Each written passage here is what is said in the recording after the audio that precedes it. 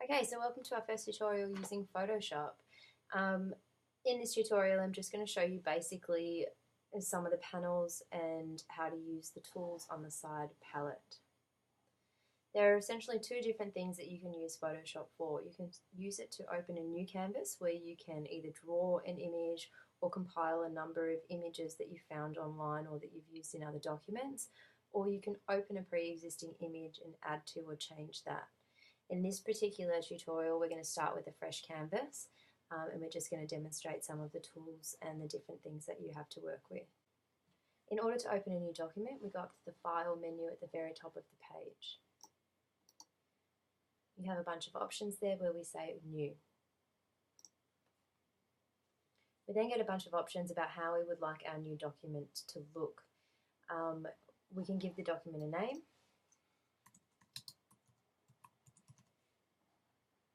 We can set a preset. So at the moment it's set to custom, which means I get to choose the size, the resolution, the color mode, and the background contents.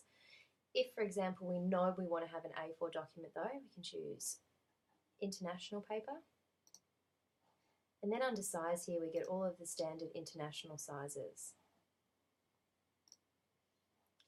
For today though, I'm going to choose a custom size and I'm going to make it in centimetres. And I'm just going to make it 20 centimetres by 20 centimetres. Now your resolution is something that you can also choose as well. If I was making something that I knew was going to show on the web, I would like it to have a low resolution, something around 72 pixels per inch. If I would like to print it, I want my resolution to be up around 300 pixels per inch, which is where I'm going to leave it for today. Under colour mode, we can choose what colour mode we would like to have our document set in. RGB colour stands for red, green, blue colour. It basically means you're planning on putting this online, as screens use those three colours to display an image. If we're going to print though, we would like to choose CMYK, which stands for cyan, magenta, yellow and black, or key. These are the colours that a printer uses to print an image. So for my printed image, I'm going to choose CMYK colour. The background contents is something that you can choose as well. We have the option to choose white. We have the option to choose background colour, which is a preset colour which is normally saved over at this area. At the moment, our preset colour is white anyway. Or we can choose transparent, which means it's just essentially a see-through canvas, which is what I'm going to start with today. We could then save that preset if we wanted to. I'm just going to press OK for now. Okay, so we have our canvas called Test Document. You can see at the moment it's displaying at about 33.3%. This means that it's only smaller than it would be in real life. It usually defaults to set the screen at the size that is easily viewed for you, though we can enlarge and sort of scale it up and down later if we'd like to. Another thing a lot of people find handy is to stretch that canvas out so that we can't see the desktop image anymore, which can sometimes be a little bit distracting when you're working with a document. It can also be useful if you like to click back and forth to your desktop though, but for now we're going to leave it enlarged. Alright, so the panels that you have by default should look something like the ones that I have over here on the right hand side of the screen. We have a panel for colour, we have a panel for swatches, we have a panel for styles. We have an adjustments panel, a masks panel, a layers, channel and paths panel. For ease of use in this tutorial, we're going to close quite a lot of these panels because we only want a few panels available, and there are a couple of panels that I don't have here by default that I think are really useful. So one of the first tips that I can give you into Photoshop is how to customize your workspace so it's exactly how you want it to be. I can drag these panels around my screen. I can enlarge them or I can minimize them as I like. I can also take particular tabs and drag them straight out. So I'm going to, for this stage, just separate all of my panels.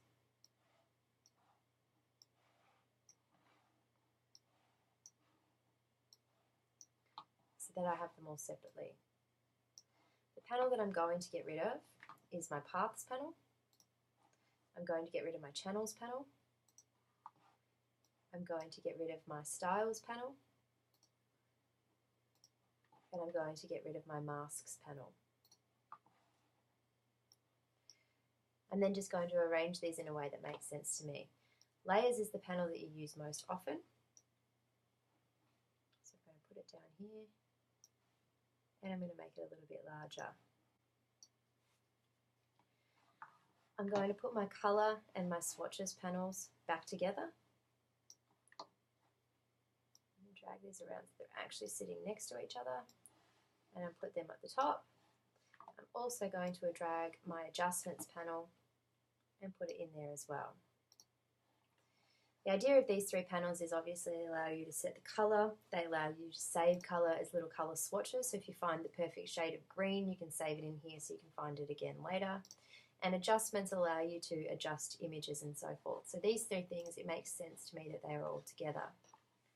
I need to add a couple more panels though, and the way that we do that is to go to our Windows menu, which is just at the top of the screen. Under Window you can see that the panels that we have open because they have ticks next to them. There are also a range of different panels depending on what it is that you would like to adjust. The panel that I'm looking for is Navigator, so I'm going to open the Navigator panel. You can see when I open this panel, it's automatically attached itself over here to Layers. So I'm just going to drag the Navigator out. It's also brought histogram and info with it. So I can right click on those and choose Close. Just a faster way of being able to access and change panels. So these are the ones we're going to start with today. Basically what the Navigator does is it gives you a view of everything you can see over here. It's like a thumbnail of what we can see. I can use this to zoom in. So you can see now that my image here is very, very much zoomed in. I can see every little checker on my transparent background. But over on my Navigator, I still have a whole view of the image. I can drag that little box around so that I can zoom in on particular areas that I like. And I can quite easily drag this back out so it's as big or as small as I need it to be. So essentially that's the main sort of panels that you need on the side. As I said, there are many other panels that you're free to play around with, but these are the main ones that we'll be using today. On the left hand side you have another panel. This is your tools palette. Your tools palette is very important as everything that you basically need is over here. Again, these are able to be customized. If you press the arrow, you can go into a double-sided panel. If you press it again, it'll be a single-sided panel. It's easy to move that around anywhere on the screen that works for you. The setup that I have mine in right now is pretty much your default setting and the way that I find it easiest to work and the way most computers sort of default to.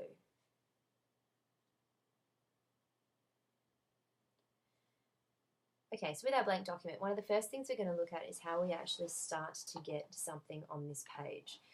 So the main thing that we can do here is look at our layers panel. We have one layer, and at the moment it's transparent. You know it's transparent because it's got this checkered background. That means if I was to go File, Print now, nothing would print. I want to start putting some images on this. So what I'm going to do is at the very bottom of the layers panel, I'm going to choose the one that looks like a document. It's actually a new layer. I can add as many layers as I like. I can delete a layer by highlighting it and pressing the trash can.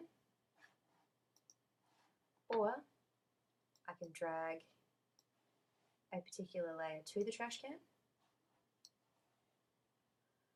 Or I can click on one layer, hold down the Shift key, click on another layer to select them all, and then drag them all to the trash can. So for right now I want 2 layers. I can also rename these layers by double clicking on the wording.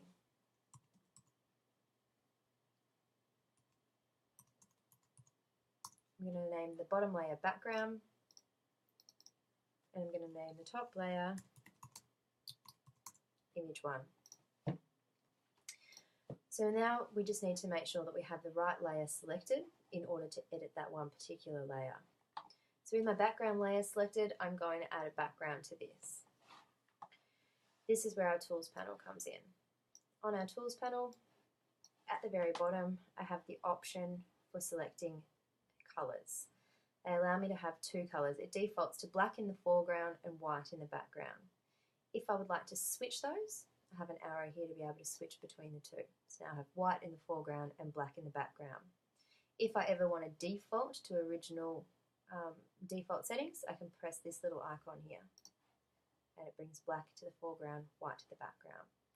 If I would like to work in a different colour though, I just click on the colour itself and it brings up my colour picker. I can drag the colour picker up through all of the different hues. Once I've found the hue that I like, I can also adjust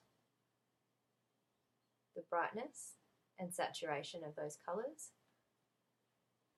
by going up and down all of the different hues. So your brightness goes from top to bottom, brightest colour, darkest colour, and your saturation is from left to right. No saturation, high saturation. So I'm going to choose a colour that I like for my background, which is this fuchsia colour, and choose OK. I would like to use this colour to fill in my background. And the way that I'm going to do that is by using the Paint Bucket tool. Paint Bucket tool works very much the same way as it does in Paint or any other program that you may have used in the past. The only problem is that it's usually hidden by default. So if I have a look at this one here, it's the gradient tool. If I click and hold, I get two options. I can fill with a gradient or I can fill with the Paint Bucket. So I'm going to choose the Paint Bucket and just click on my background. You can see now that it's filled in my background layer with this fuchsia pink, while my foreground layer is still empty. By clicking the little eye, I can hide that layer. It's still there, but while it's hidden, it won't print, it won't be visible. If I save it as a JPEG or something like that, it's just hidden. As soon as I click the little eye, it comes back. Now I'm going to select image 1. And this time I'm going to use a gradient just to show what gradients look like. So I'm going to choose two colours that I would like my gradient to be. I'm going to leave my fuchsia pink as one, but I'm going to put it to the background by choosing the arrow. And then I'm going to choose my foreground colour. I would like my foreground colour to be something probably not far off the pink that I was already using. Under my paint bucket, I'm going to choose gradient. And now I have a gradient. Now at this stage you wouldn't really be able to notice too much of a difference between my right hand side if my layer 2 is visible or not visible. If I remove the background, you can see it almost looks exactly the same. If, for example, though, I change this background colour now to a different colour,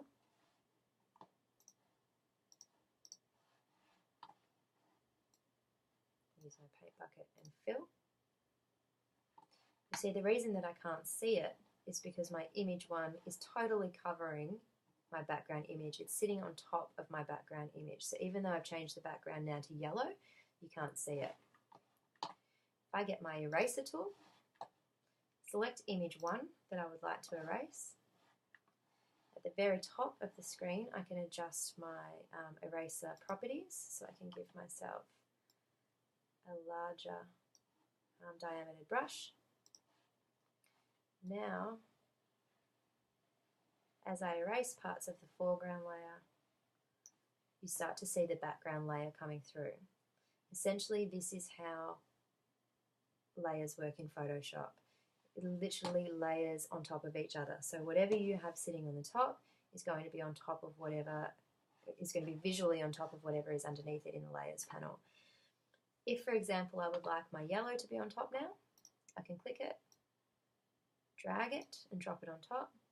You can see now that the entire canvas has turned yellow. And if I erase it,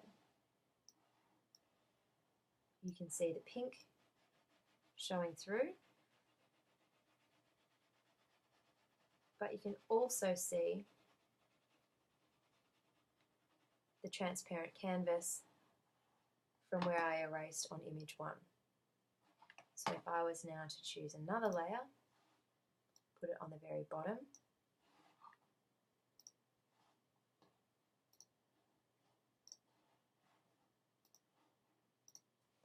and fill that with a colour, you can now only see those green parts coming through.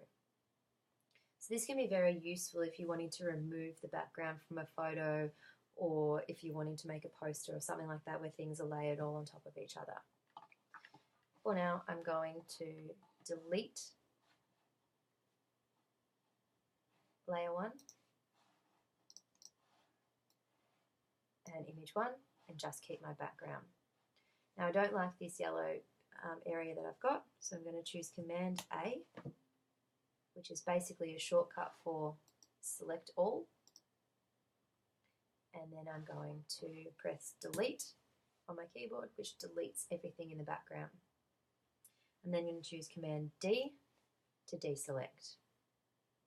So layers are one of the most powerful things of Photoshop, and what sets it aside from Paint or any of those other drawing programs. Now on this side panel you have options to be able to draw shapes. If you click and hold, you've got a lot of different shapes in here. So you have a rounded edged rectangle, got a circle, polygon, and line, and you can see that that's automatically making new layers for each of those shapes, made individual layers. So using my Move tool, I can now arrange those shapes individually of each other.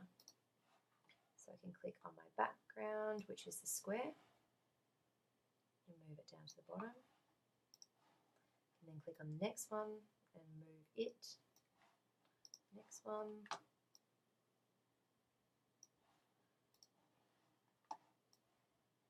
next one. I can also use the keyboard if I want to get a more precise movement. I can also right click on a shape to select it rather than going back and forth to the panel constantly. Over here I have got my shape 4, which is my line, which is a very thin line. I'm going to put it there somewhere. Okay. So for example, if I'm happy with all those shapes where they are now and I would like to combine them together, I know I don't want to move them individually anymore, I can press Shift on the keyboard and click in order to select all of them, right click and choose Merge Layers. You can see that it's rasterized those layers or stopped them from being editable shapes and made them one giant shape, which I can now move as one object.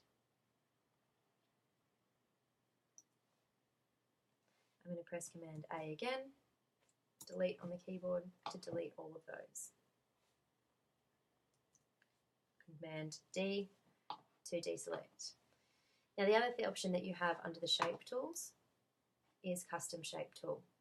When I select the Custom Shape Tool, I get a panel up the top which allows me to choose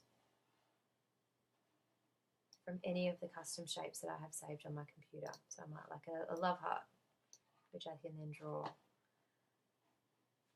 might like to make the copyright symbol, which I can then draw. The shapes that Photoshop comes with by default are minimal. It is possible and very easy to download shapes online and just install them by double clicking them. So you can go online and you can search for paint splotches, you can search for stamps, you can search for absolutely anything you can think of. Download some shapes that somebody has made before you. You double click the file and it will install those shapes into Photoshop. So the next time you open it, you have other shapes to choose from. It can be a really handy way of adding little details to an image or to a photo that you have. It is easy to change the color of these shapes by clicking here on the color panel on the layer, choosing a different color and pressing OK. Okay. Another very handy tool about Photoshop is your Histories tab, which is one that I forgot to open earlier. So we're going to go up to Window and we're going to choose History. Sometimes when you open the History tab, it'll come with actions or something as well. You can delete actions if you just want the History tab. Essentially what this does is it allows us to click through the steps that we've made to a certain point, so that if we delete something that we then decide that we want back, we can just click back through history in order to find that shape that we didn't want to delete, or that text or that color or whatever it was that we didn't want to change. So history tab is a really important tab to have open at all times as well, to ensure that you can actually go back and change things that you've done. Okay, so I'm going to select all and I'm going to delete that. Essentially you have a bunch of other tools over here that you can use for drawing as well, such as the paintbrush. If we hold down the paintbrush, we have a pencil. All the while you can see that pencil's only 1 pixel wide, so it's almost invisible to see. With every tool that you select on this panel, you have options at the top to be able to change the size, to change the style, so that it does great effects when you draw over other things.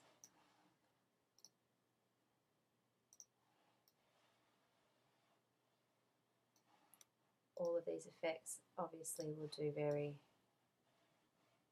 different things depending on what's layered above them or what's layered below them. They're blending styles. Most of the time we work in normal. I also have the opportunity to adjust the opacity, so that if I feel the paint's coming out too heavy, I can adjust that opacity so that I get a lighter paintbrush. For every one of our tools that we have options at the top that are easily played with.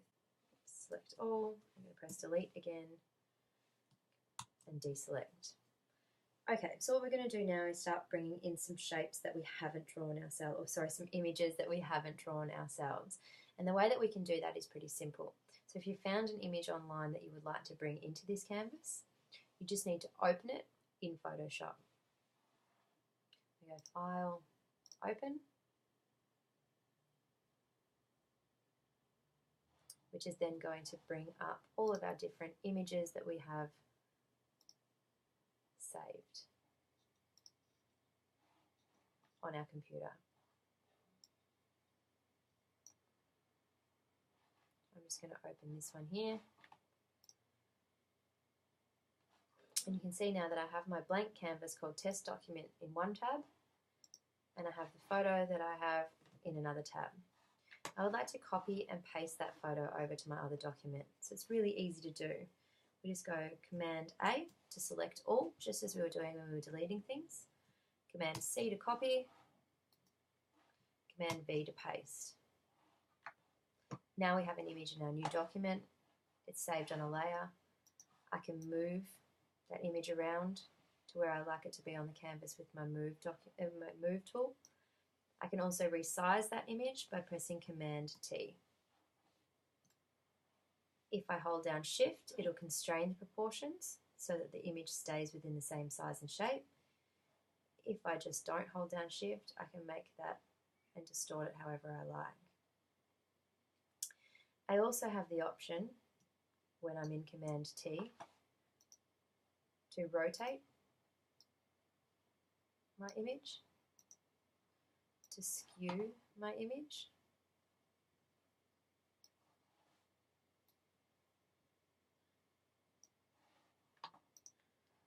to distort, to warp, to rotate it, to flip it horizontally, or to flip it vertically. If I would like to save those changes, I can press Enter. If I don't, I press Escape, and it brings me back to my original image where it was before I did anything to it. I would, for the sake of this, like to enlarge my image though, but I'm going to hold down Shift and enlarge it. You'll notice that as I'm enlarging it, the quality of the image seems to drop. It's because it's in preview mode. Once I press Enter, it sharpens back up again. So I have my image on my canvas. There are a couple of things that I can do with this image now to make it more like I would like it to look. The first thing I can do is use my selection tools. I have a marquee tool, which when I click, I have the option for a square or an elliptical marquee tool. So if I choose the rectangular one, I can draw a box, which selects part of that image. I can delete it by pressing delete, or I can use that part of the image to add effects to. So essentially whatever area is inside this box is the area that's active at that time. I have a lasso tool, which will allow me to draw a more defined shape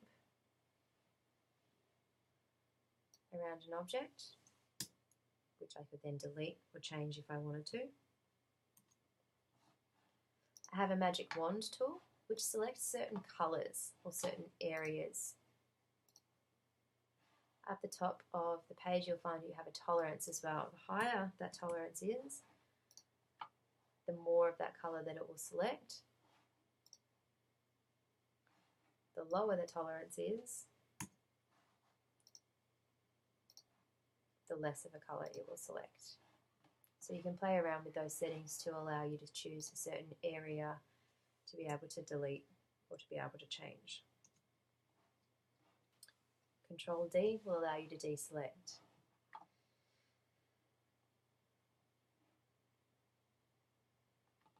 For this particular task, I'm not going to worry about changing any of this image.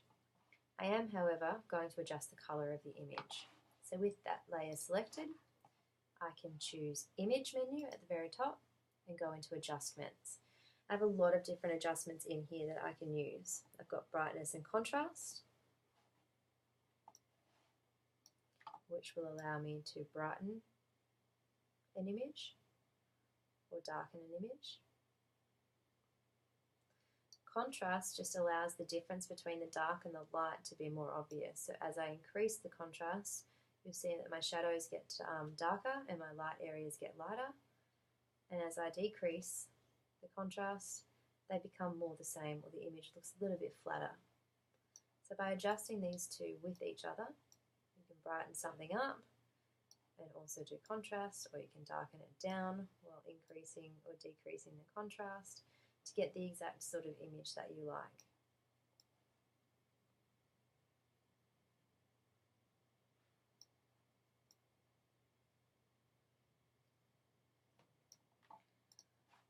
Other options we have through the image menu are hue and saturation.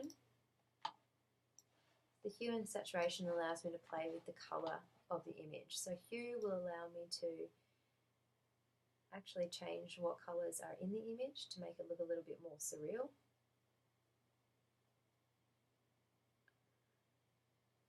Or we can leave it at its original hue and just saturate those colours so that they become brighter and brighter until they also start looking surreal, or desaturate them to a point where the image becomes black and white. We also have the ability to lighten or darken. Now lightening and darkening, you should be able to see, is very different to brightness. Brightness works with an individual hue to sort of brighten or darken the hue. Lightness does an overall blanket of the whole photo, but still comes out with some pretty great results if you play around with it. I'm just going to cancel that one. Colour balance is another one that we use quite a lot, where I can just choose one particular colour to increase. So I might decide that I want this photo's reds to stand out more than anything else. I might decide that I want the cyan to stand out more. I might decide that cyan and green with a little bit of blue, or I could bring out those yellows as well. So as we play around with these, you can see you can get some really great sort of colour varieties happening throughout your photo. The other great thing about colour balance is that at the moment I have it selected to midtones. I could choose highlights if I wanted to, in which case it will only adjust the highlighted areas. Or I can choose shadows, in which case I'm only really adjusting the darker parts of the areas and making them more blue.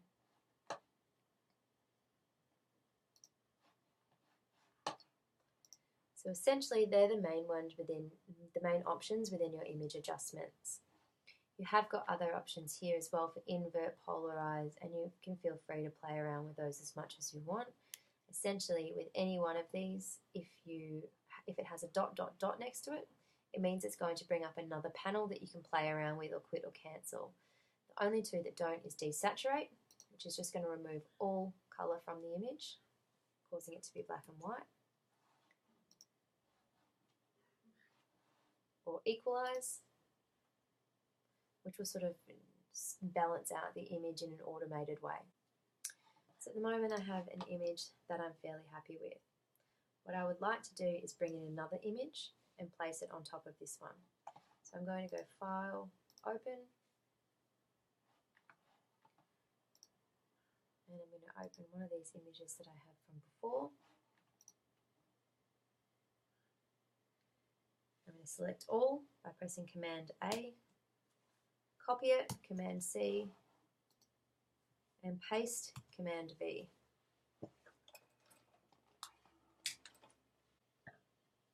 So we can see this image at the moment has this white background around it. It's got a logo at the bottom that I don't want. I'm going to use a magic wand tool that we played with earlier to select the white area, making sure, of course, I have layer 1 selected where my new picture has pasted into. I'm going to press delete. Same works if I click inside. I can press delete. Now I'm going to use my navigator tool to zoom in on that. You can see that because of the font that's been used, there's still left all this white area around the outside. Also remember that my tolerance is still set to 5 from before. So I'm just going to go into my history and I'm going to come back to the point where I pasted it. And this is where this navigator comes in handy. So I'm going to come right over to the edge here so I can see all of it. And I'm going to use my magic wand tool again to select, but this time I'm going to set the tolerance higher. We'll start with 50 and see how that goes. You can see now around the edges that it's hugging a lot tighter to the actual image. If I set my tolerance to 100, clicked again, you can see we're probably not really going to get a lot better than that. In fact, having it set at 100 has started to take off the light red areas as well. So I think we were probably better off at around 50 to 60. It's really going to depend on the image that you're using. Click on the white area again and press delete. Now using my navigator, I'm going to come to the areas of these pictures and click on the middle areas as well. And depending on how particular you wanted to get about your image, I can even start to remove more of the white areas from inside the lettering as well.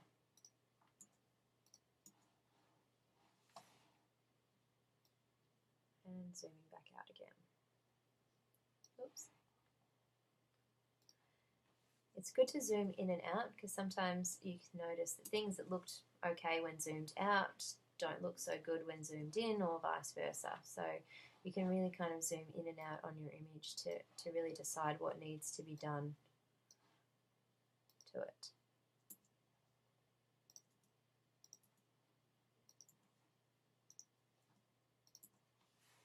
Okay. I could do a lot more work on this, but for the sake of this tutorial, I'm pretty much done. Now you'll notice that down the bottom here, it's left that bottom part of the picture.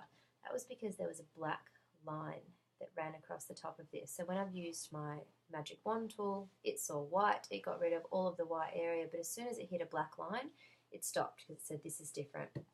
So this is where sometimes just using a bulk selection tool works. So using my rectangular marquee, just draw a box around that whole area and press delete, and it's gone. Command D will deselect.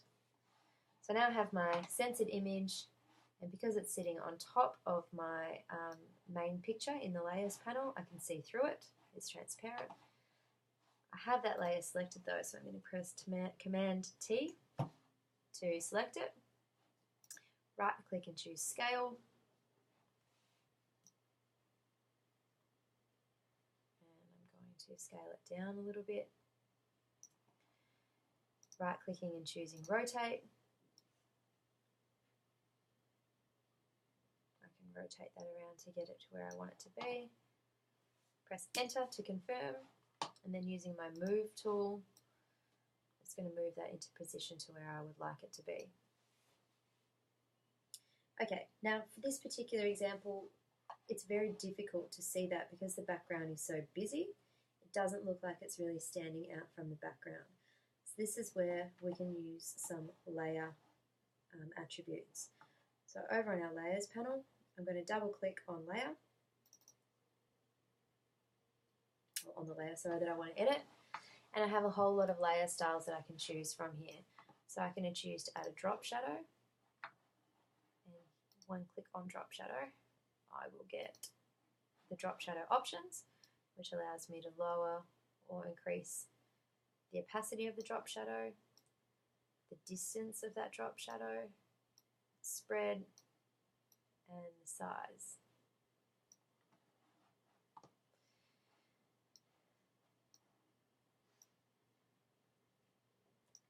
That's probably enough. That word is a lot easier to read now. So just for the sake of showing you, you can click down and add, get rid of that one so you can see, add inner shadows, which are sort of a more, like a sort of a more subtle shadow, but you can kind of do some pretty cool effects with them as well if you change them around. We have an outer glow, which will add sort of a white or yellow area. You can choose the colour here as well, so if I wanted the outer glow to be a different colour, I could do that. Increase the opacity, increase the spread so it sort of glows. I also have an inner glow, which is a very similar sort of thing, but happens slightly differently to the text. I can choose bevel and emboss, which will allow it to look like it's kind of embedded into the picture behind it. Satin is like an overlay, so it allows me to choose a colour that I might like to overlay onto my text. It allows me to blend that colour using blend mode in a bunch of different ways, and to really play around with those settings as well. Colour overlay basically just changes the colour.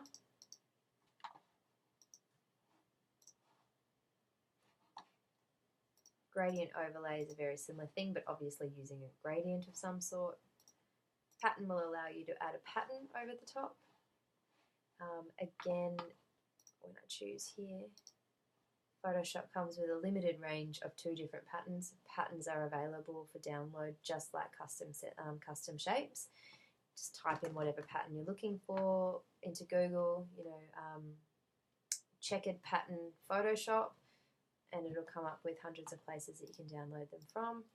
The last one, which is quite useful, is stroke, which allows you to add an outline to anything and really sort of adjust the size of that outline dependent on how you would like it to look, and the colour of the outline too, depending on how you would like it to look. You can add more than one, obviously, so I can go bevel emboss with a drop shadow, and an inner glow.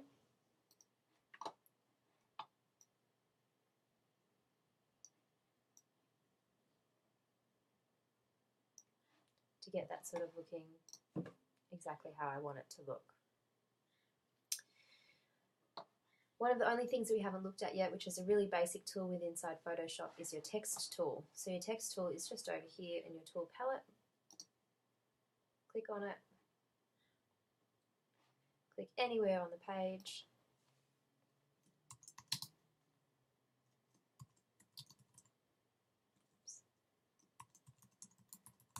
And start typing. At the top of the page, like with any of your other tools, you get a palette which allows you to adjust it. Like Word, you just need to highlight it to change the colour, to change the font, to make it bold, italic, underlined, to change the size. So depending on how you would like that to look. If I click back to my Move tool, making sure that I have my text layer selected, I can now rearrange that to anywhere on the page that I would like it to go. Double clicking on that layer, I get the same layer style options where I can add a drop shadow, a stroke,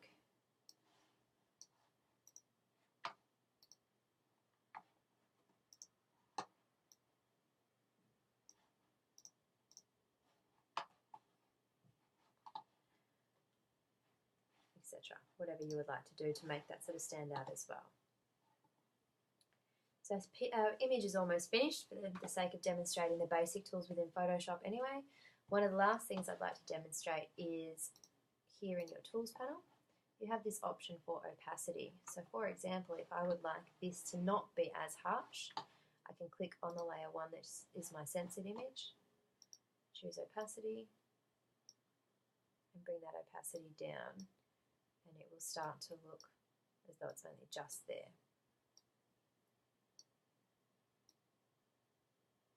So that it's blended a little bit more into the image.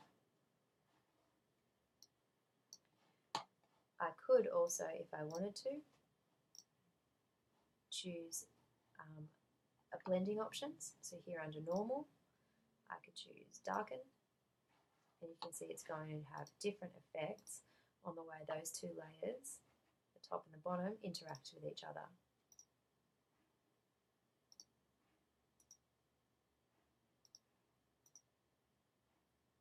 So you can get a range of really great effects.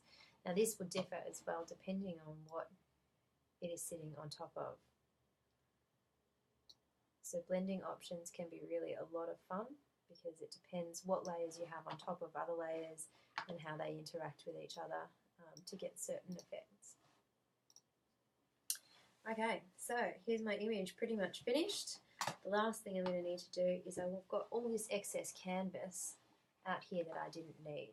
So if I was to save this image for the web or something like that, I would end up with a white box where this transparent area is, or at least a file that was a lot larger than it needed to be. So what I'm going to do is use my crop tool, which is here on the panel, and I'm just going to draw a box vaguely around my shape. I can move that box for that little bit that I missed. You can see here that it's not quite flush with the edge of my picture, so I can bring it in. When I'm happy with my crop area, I press enter, and I've just readjusted the size of my canvas, and it's a perfect shape. There's one more thing that I might add to my picture, which is kind of a tool that's really useful, and that's adding like an outline or a stroke or something, a shape that you've kind of drawn yourself. So for example, I might draw a box around my whole image. I could do that by pressing Command A or select all as well. I'm going to create a new layer because I want this to happen on its own layer, and I want it to be at the top. And then going to go to Edit, and I'm going to choose Stroke. It asks me now what size I would like it to be. Considering that there's 300 pixels in every centimetre, I'm going to want it to be quite a lot of pixels. 1 is going to be almost invisible. I'd probably say around 10 is going to give me a border that's a decent size. I'm also going to choose a colour. I do not want it to be fluorescent green. Probably going to want it to be something that matches these colours here. And you can see as soon as I move my cursor over the image, I get a little eyedropper, which allows me to pick a colour out of my image. So I'm going to click on here. Using my eyedropper, I'm going to select the red, and you can see that my colour picker has selected the exact shade of red that's inside this image. I'm going to choose OK. OK. I'm going to press Command D. You can see now that I've got a red line all the way around the outside of my picture. If, for example, I wanted to use that particular red to draw something else, or I wanted to use this particular green to draw something else, I have a colour picker in my tool panel as well to work with. So I can come in here and I can choose any colour from within my image, switch and choose another colour. Now I have two colours that come directly from my image saved in my colour palette. So if I was to now draw rectangle is the exact same shade of green that's in my trees behind. If, for example, I wanted to save these, I can right click on them. Sorry, I can double click on them, choose Add to Swatches.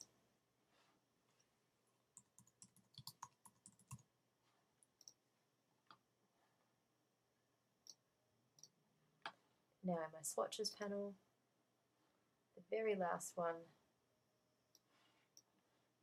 that you can see in there is my tree green. So that is a basic overview to the panels and working with simple images in Photoshop.